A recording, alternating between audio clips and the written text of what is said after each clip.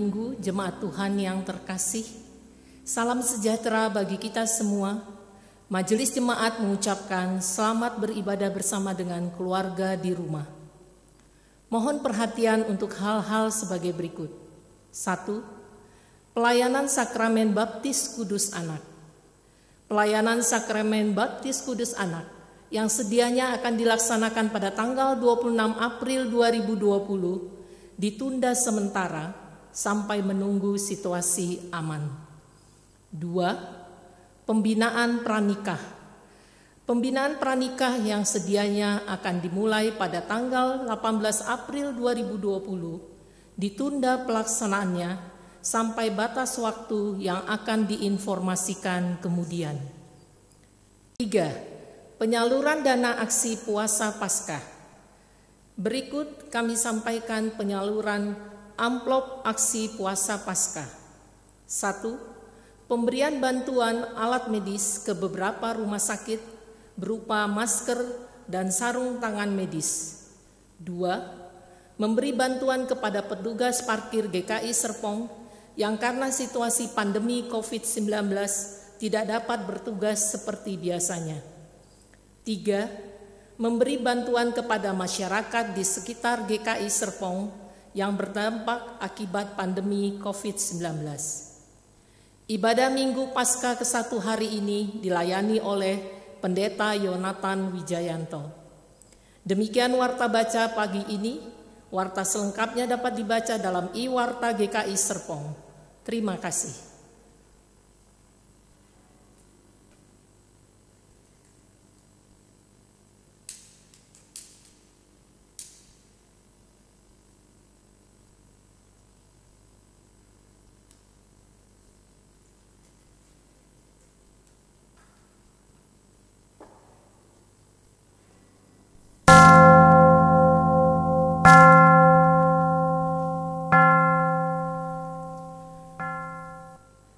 Bernyanyilah bagi Tuhan, hai segenap bumi. Kabarkanlah keselamatan yang daripadanya dari hari ke hari.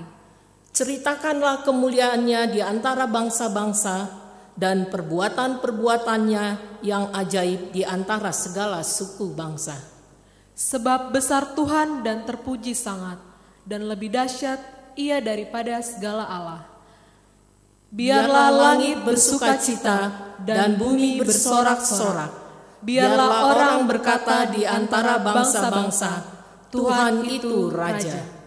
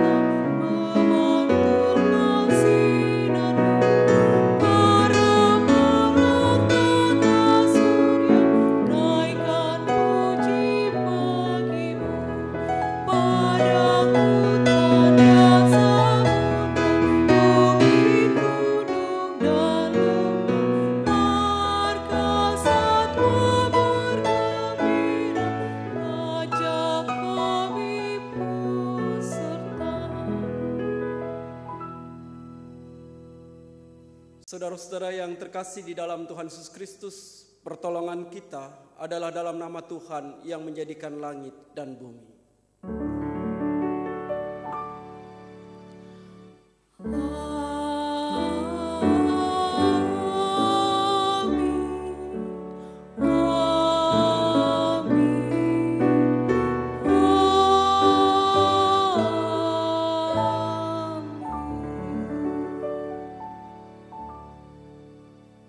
kasih karunia dan damai sejahtera dari Allah Bapa kita dan dari Tuhan kita Yesus Kristus menyertai saudara sekalian. Dan menyertai saudara juga. Jemaat dipersilahkan duduk kembali. Saudara-saudara yang terkasih di dalam Tuhan Yesus Kristus, selamat hari Minggu.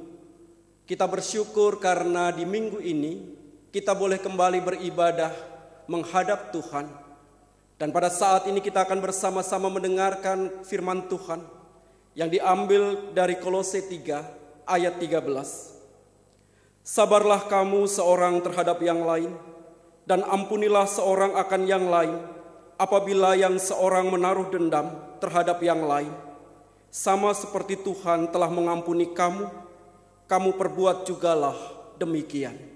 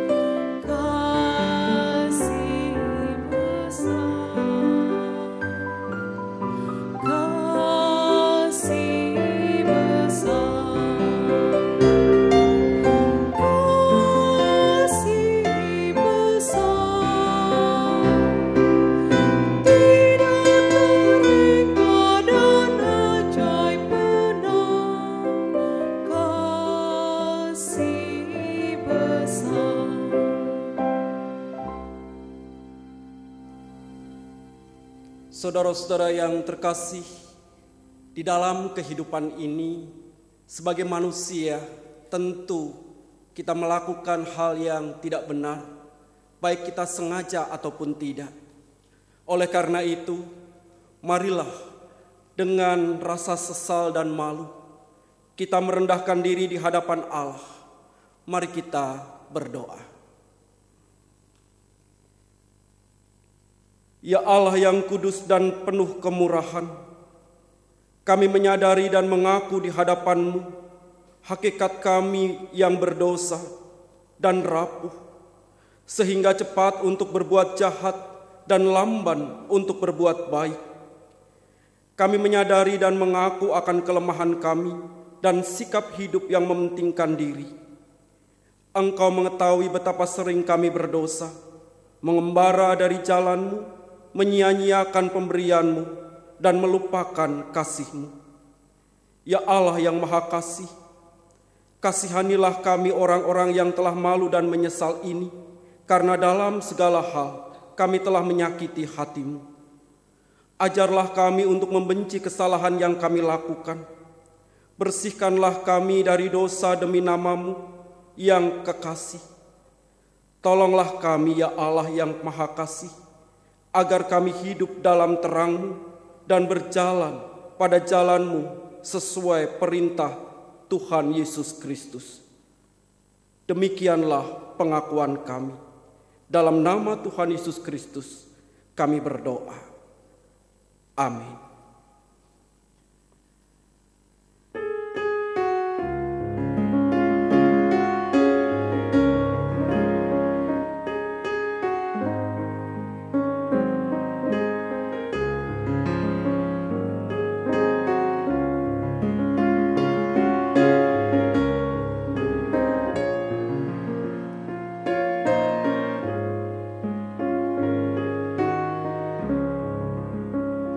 Oh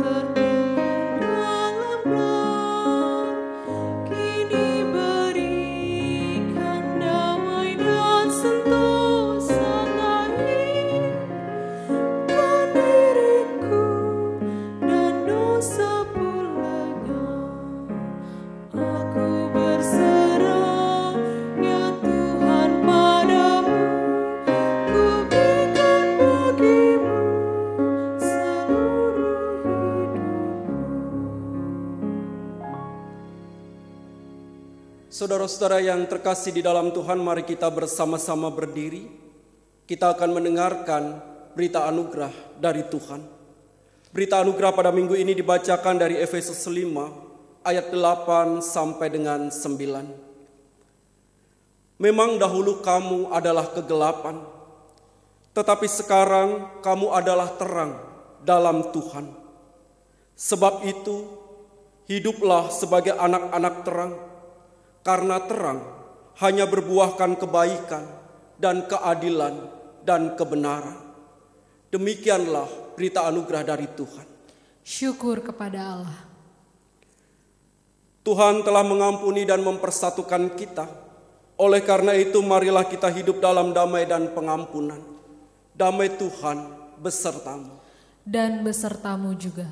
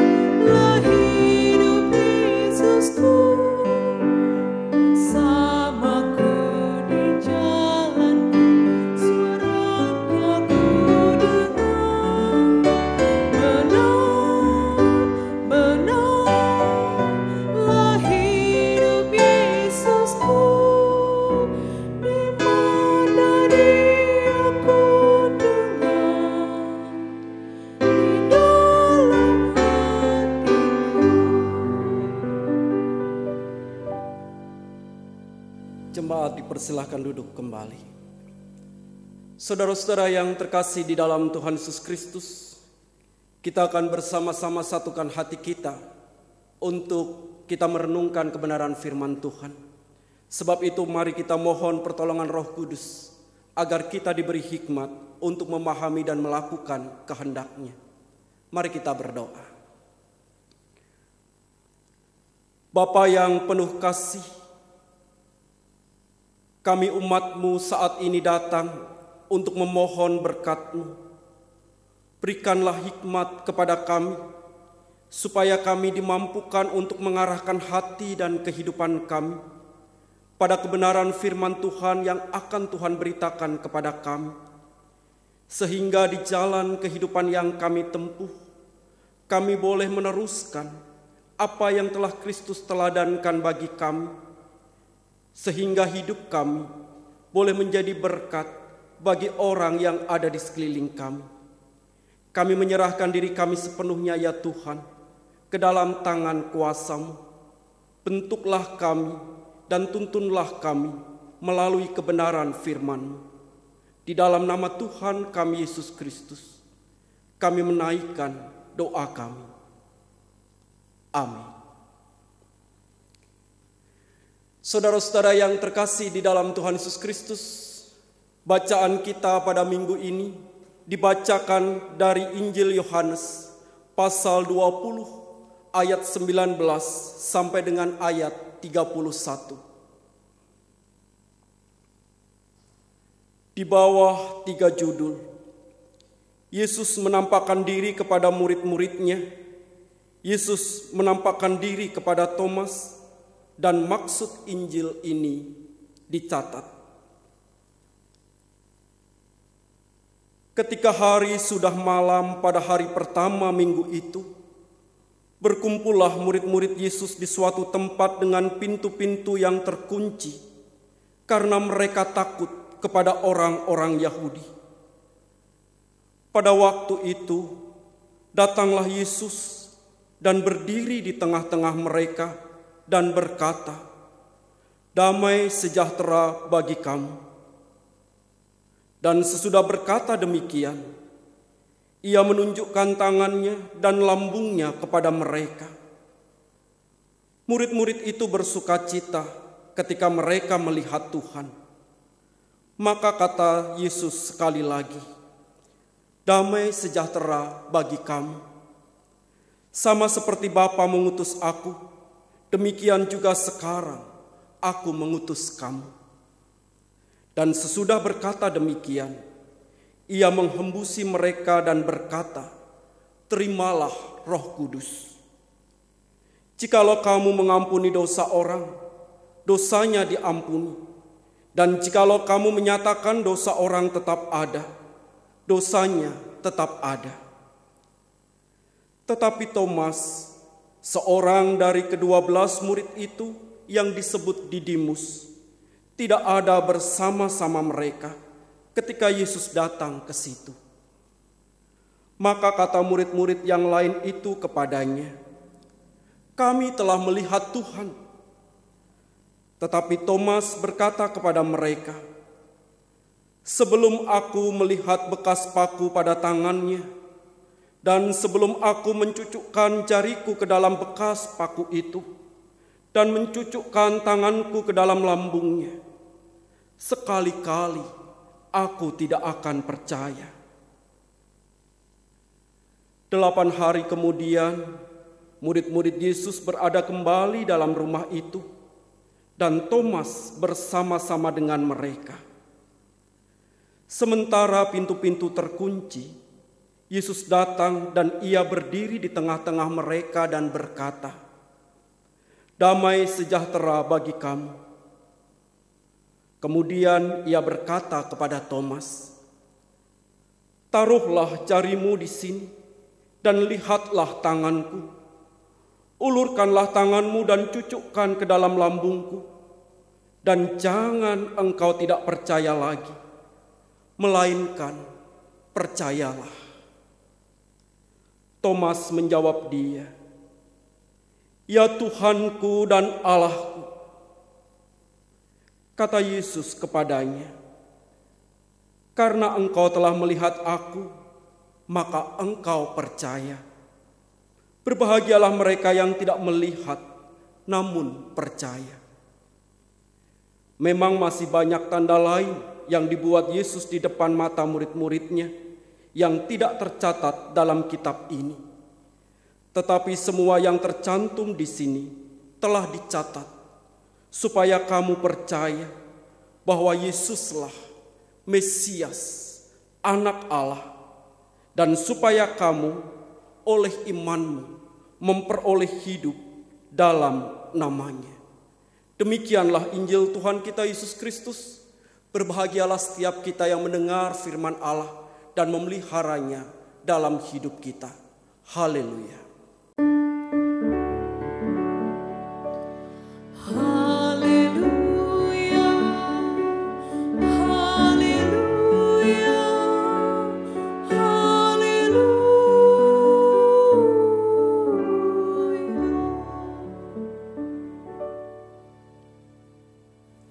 Saudara-saudara yang terkasih di dalam Tuhan Yesus Kristus, beberapa hari yang lalu, mungkin di antara kita mencermati berita yang beredar di lingkungan kita.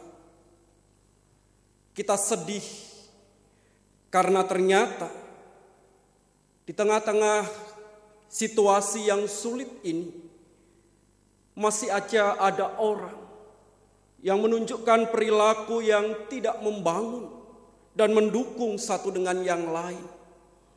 Saudara-saudara, mungkin saudara-saudara membaca atau melihat di televisi bahwa ada sekelompok masyarakat yang menolak pemakaman salah seorang perawat yang terinfeksi virus corona.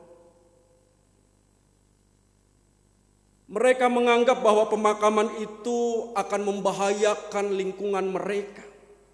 Sebab itu mereka berusaha untuk menolaknya, meminta supaya jenazah itu tidak dimakamkan di lingkungannya. Sekalipun kemudian ada upaya-upaya yang dilakukan untuk memberi pemahaman, tapi pada akhirnya toh mereka tetap menolaknya.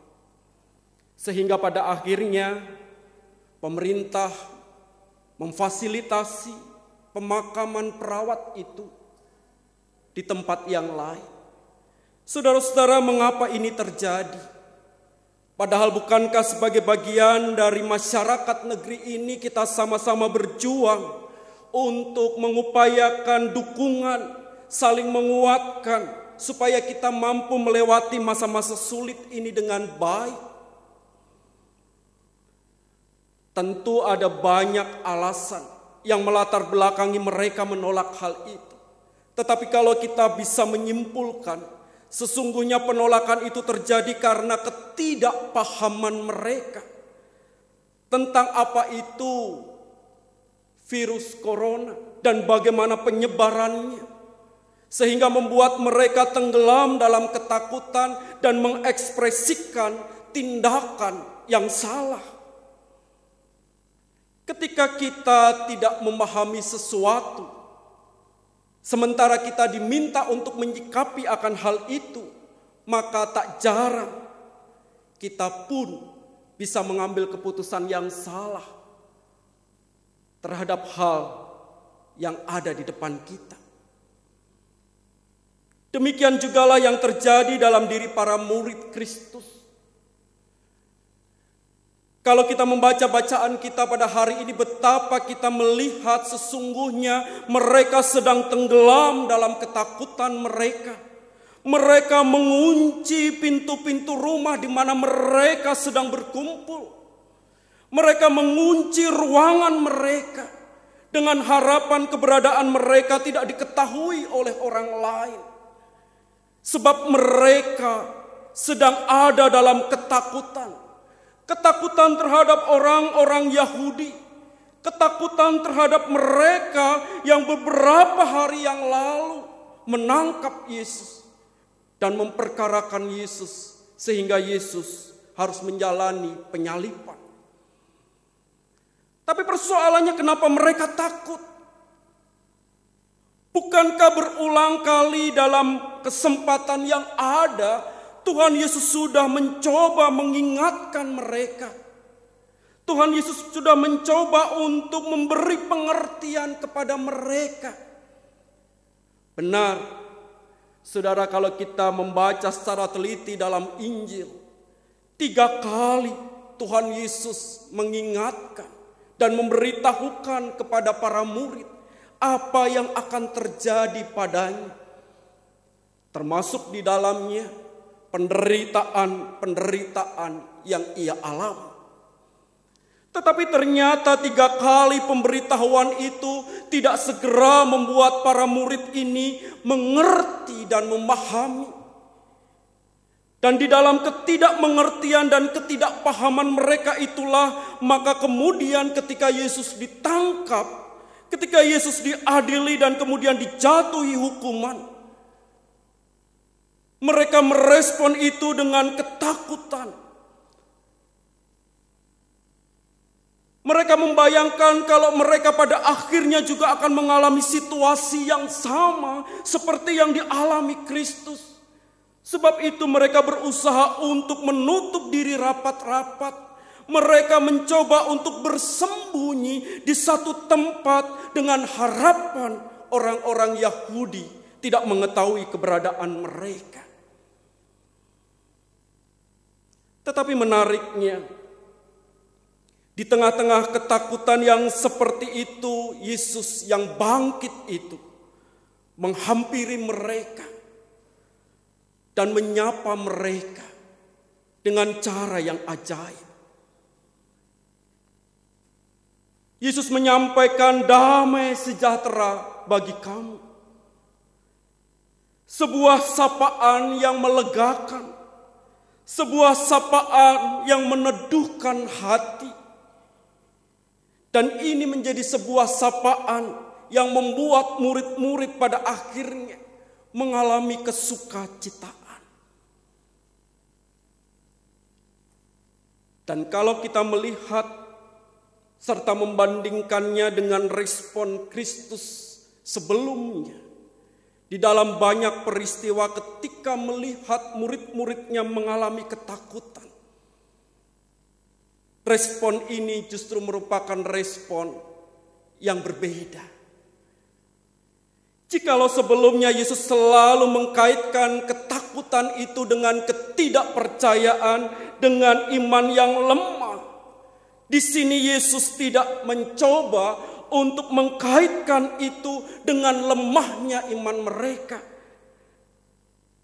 Yesus tidak sedang mencoba untuk menegur mereka, sebab Yesus tahu dan memahami bahwa itu semua terjadi karena ketidakmengertian mereka.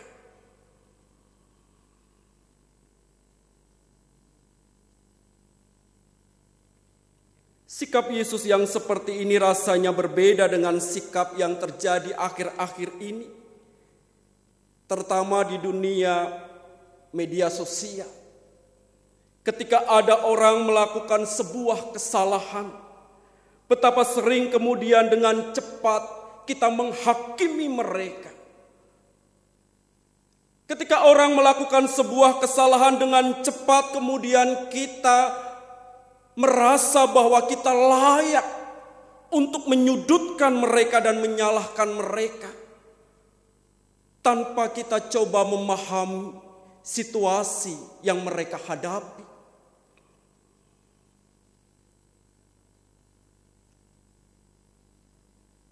RT tempat orang yang hendak dimakamkan itu ditolak, menjadi sasaran pembulian oleh banyak orang. Bahkan ketika beliau sudah menyatakan permintaan maaf pun, orang tetap menyudutkannya dan menyalahkannya. Orang tidak mau memahami kenapa itu terjadi. Orang enggan menyelami kenapa sampai keputusan itu lahir dan diambil. Dan dalam banyak hal betapa sering kita juga melakukan hal yang sama.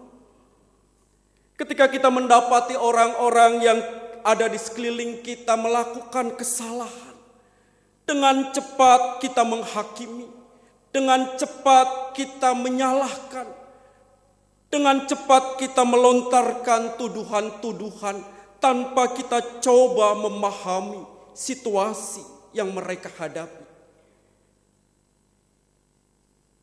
Jikalau Yesus yang bangkit itu tidak lagi mempersoalkan ketakutan para murid, sebab Yesus tahu bahwa mereka menjadi takut karena ketidakmengertian mereka. Bagaimana dengan kita ketika kita tahu bahwa ada orang-orang di dalam kehidupan ini yang mungkin telah melukai hati kita, yang mungkin telah mengambil keputusan yang salah sehingga kita dibiarkan sendirian menanggung konsekuensi-konsekuensi yang seharusnya kita tidak tanggung? Apakah kita juga belajar untuk memahami dan mencoba mencari tahu, mengerti apa yang sebenarnya melatar belakangi sikap mereka?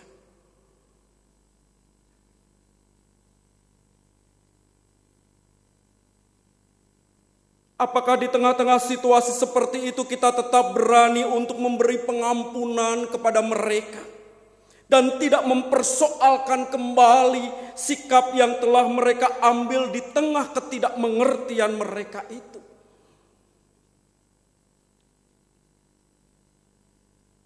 Yesus mengajarkan kepada kita untuk mengampuni orang-orang yang melakukan kesalahan, terlebih karena ketidakmengertian mereka, ketidakpahaman mereka.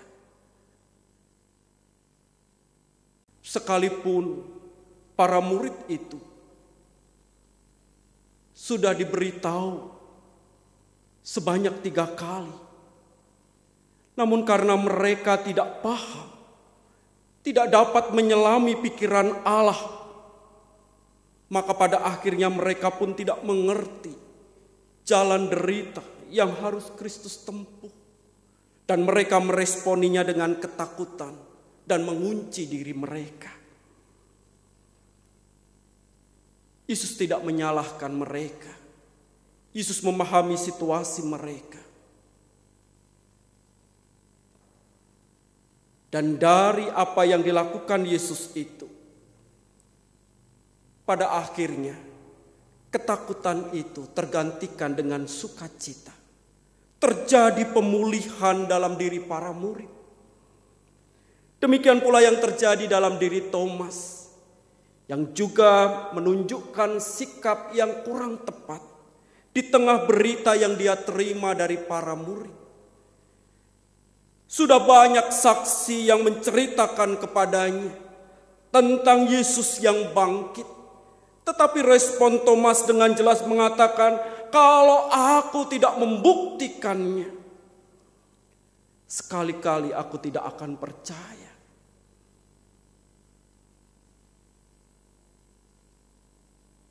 Thomas sendiri sesungguhnya juga tidak memahami jalan yang Kristus tempuh. Sekalipun dia telah bersama-sama dengan Kristus dan Kristus sudah mengingatkan setelah kematian itu pada hari yang ketiga akan bangkit, toh ternyata itu tidak membuat Thomas segera percaya pada berita yang dibawa oleh teman-temannya. Dan Yesus menjumpainya bersama dengan murid yang lain. Dan Yesus tidak melupakan Thomas, tapi dia hadir untuknya, supaya Thomas pun mengalami pemulihan keyakinannya. Sekalipun kalau kita melihat di satu sisi ada kesalahan karena ketidakpercayaan Thomas pada berita yang dibawa oleh kawan-kawannya,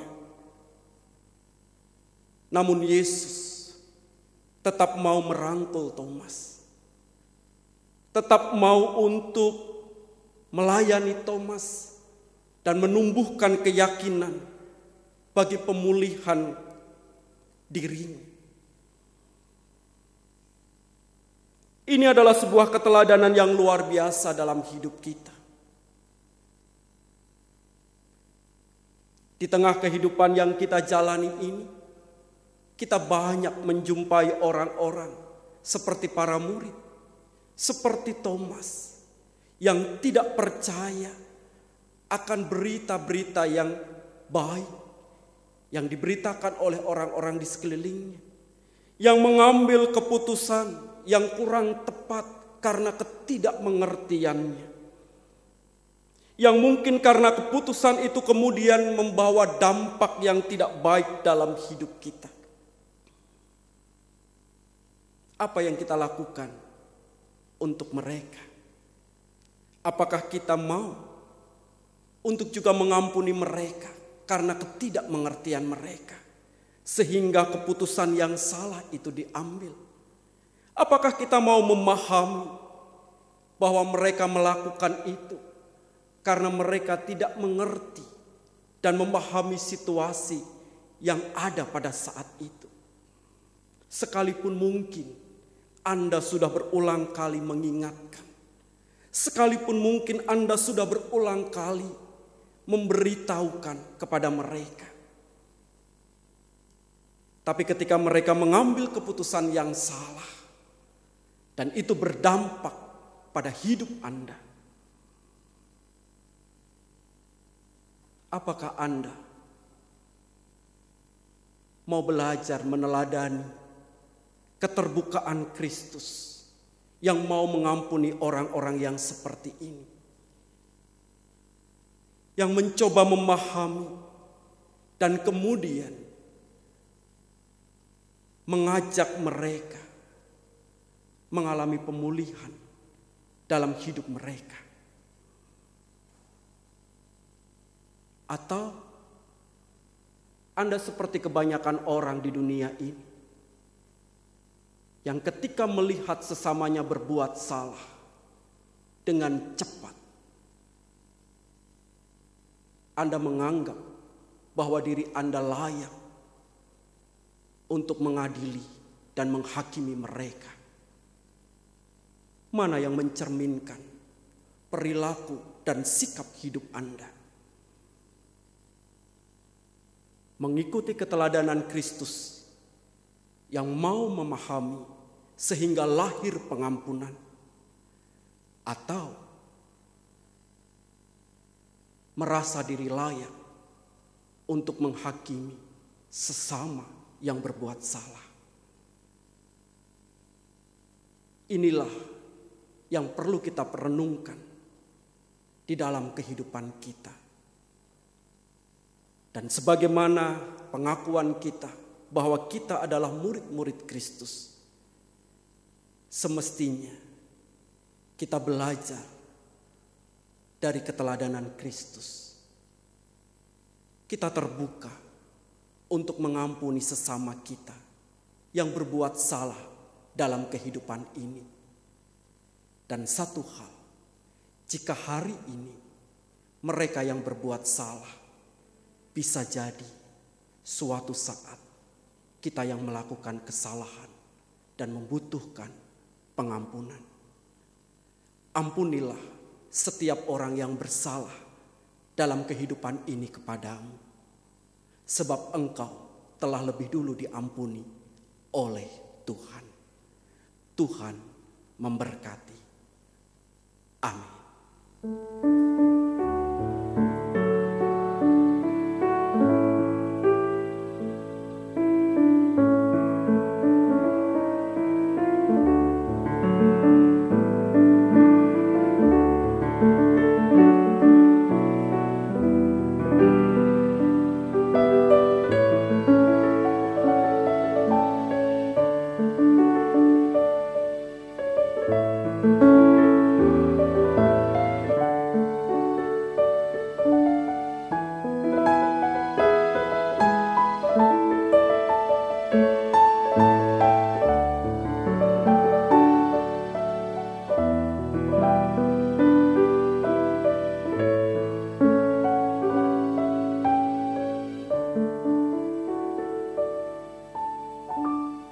Marilah kita bersama dengan gereja dari segala abad dan tempat mengakui iman kita menurut pengakuan iman rasuli yang demikian.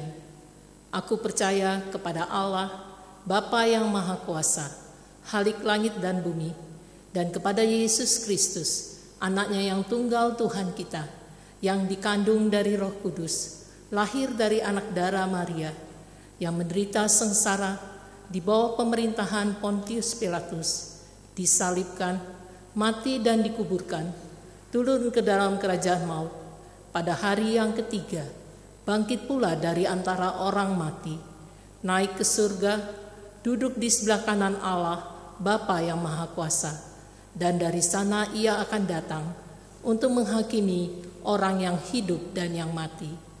Aku percaya kepada Roh Kudus, gereja yang kudus dan am, persekutuan orang kudus, pengampunan dosa, kebangkitan orang mati, dan hidup yang kekal. Amin. Saudara-saudara yang terkasih di dalam Tuhan, mari kita naikkan doa syafaat kita. Mari kita berdoa. Bapa yang penuh kasih, pada minggu ini Tuhan kami bersatu hati. Kami memohon kepadamu ya Tuhan, untuk penyertaan-Mu bagi kehidupan kami. Di tengah-tengah pembatasan sosial yang masih harus kami jalani, beri kekuatan kepada kami dan seluruh anggota keluarga kami untuk mematuhi berbagai himbauan yang diberikan oleh pemerintah negeri ini, supaya masa-masa ini boleh segera berlalu dengan baik. Kami juga berdoa dan memohon berkat-Mu, supaya kami pun tetap dimampukan untuk melakukan apa yang benar, yang sesuai dengan kehendak-Mu di tengah-tengah kehidupan kami, melalui perkataan dan perbuatan kami dalam keluarga kami, sehingga di tengah-tengah masa pembatasan sosial ini, kami tetap dimampukan untuk saling menguatkan, saling menopang dalam satu keluarga kami, sekalipun kami tahu ada kejenuhan yang kami alami. Tapi kami percaya Tuhan, bahwa dengan penyertaan-Mu, kami sungguh akan dimampukan untuk melewati masa ini. Kami juga tetap berdoa dan memohon berkat-Mu untuk para pemimpin kami, di dalam mereka menyikapi dan mengambil keputusan dalam rangka percepatan penanganan pandemi ini. Beri kekuatan dan hikmat-Mu pada mereka ya Allah, supaya apa yang mereka putuskan sungguh boleh berkenan di hadapan Tuhan dan menjadi jalan bagi Tuhan di dalam menolong kami, seluruh masyarakat negeri ini, menghadapi dampak dari pandemi ini. Kami berdoa untuk kehidupan sosial ekonomi yang terdampak oleh karenanya. Beri kekuatan dan kemampuan pada para pemimpin negeri kami untuk mengambil kebijakan-kebijakan yang tepat, sehingga keberadaan perekonomian negeri kami sekalipun tergoncang, namun boleh diatasi dengan baik.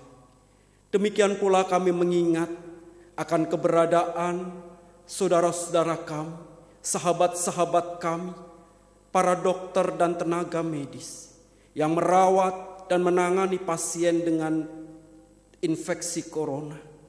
Tuhan, Engkau berkenan untuk memberkati mereka, menolong mereka dan memampukan mereka untuk mendapatkan pengetahuan yang cukup dalam menangani dengan tepat para pasien ini, sehingga mereka yang dirawat boleh mengalami kesembuhan dan pemulihan, dan para dokter serta perawat boleh terselamatkan dan terlindungi di dalam penanganan yang mereka kerjakan.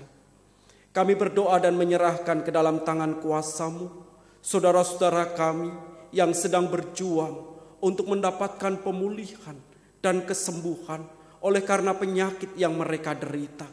Beri kekuatan kepada mereka ya Allah, untuk tetap mempercayakan setiap usaha yang mereka tempuh hanya ke dalam tangan kuasa Tuhan, sebab Tuhanlah sesungguhnya penolong bagi mereka. Juga kami mengingat akan keberadaan saudara-saudara kami yang pada saat ini masih harus tetap bekerja di luar rumah. Mereka yang masih harus berjuang untuk mendapatkan rezeki dalam rangka memenuhi kebutuhan hidup mereka. Beri kesehatan dan kekuatan kepada mereka. Lindungilah mereka, sehingga di tengah ancaman pandemi ini, mereka tetap boleh mendapatkan kekuatan dari Tuhan, dan mereka boleh tetap menjalani kehidupan mereka dengan baik, merawat kesehatan mereka, menjaga diri mereka, sekalipun mereka dengan segala tugasnya tetap harus keluar rumah untuk melakukan aktivitas kehidupan mereka. Kami mempercayakan mereka ke dalam tangan kuasa-Mu ya Tuhan. Juga kami berdoa dan memohon berkat-Mu untuk hari-hari kehidupan kami, untuk keluarga kami, untuk anak-anak kami. Biarlah Tuhan senantiasa menyertai dan memimpin kami. Di dalam kami berupaya untuk tetap menjaga kesehatan tubuh kami. Mampukan kami juga untuk saling menguatkan di dalam masa-masa ini. Kami menyerahkan sepenuhnya Tuhan setiap permohonan kami ini ke dalam satu nama Tuhan kami, Tuhan Yesus Kristus, yang telah mengajar kami berdoa.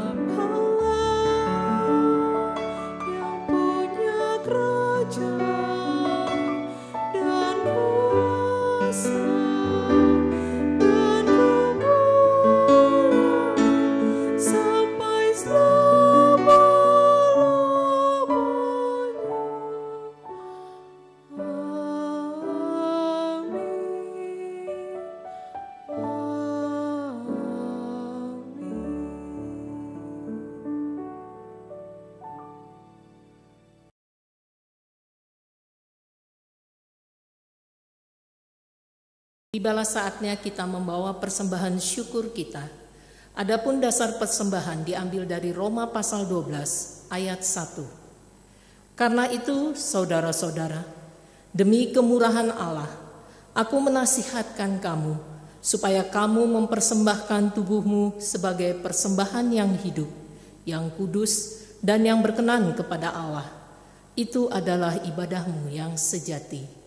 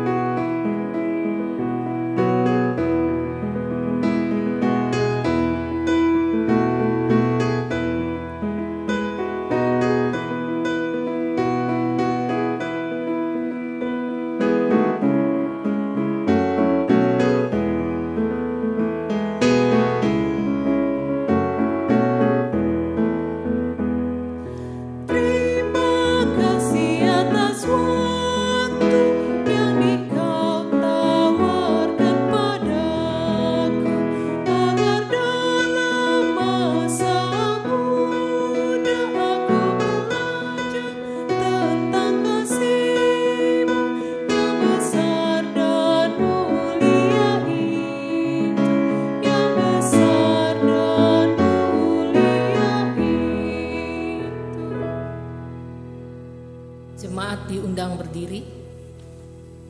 Mari kita membawa persembahan kita di dalam doa.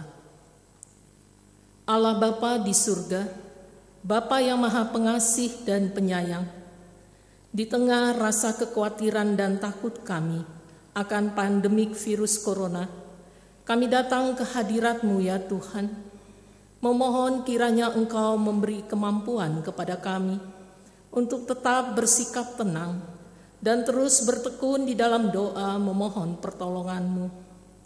Saat ini, kami membawa ungkapan syukur kami di dalam bentuk persembahan melalui transfer.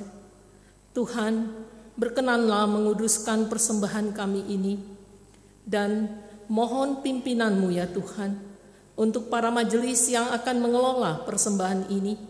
Kiranya persembahan ini menjadi saluran berkat bagi sesama kami yang membutuhkan, sehingga persembahan ini benar-benar berguna bagi kemuliaan nama Tuhan.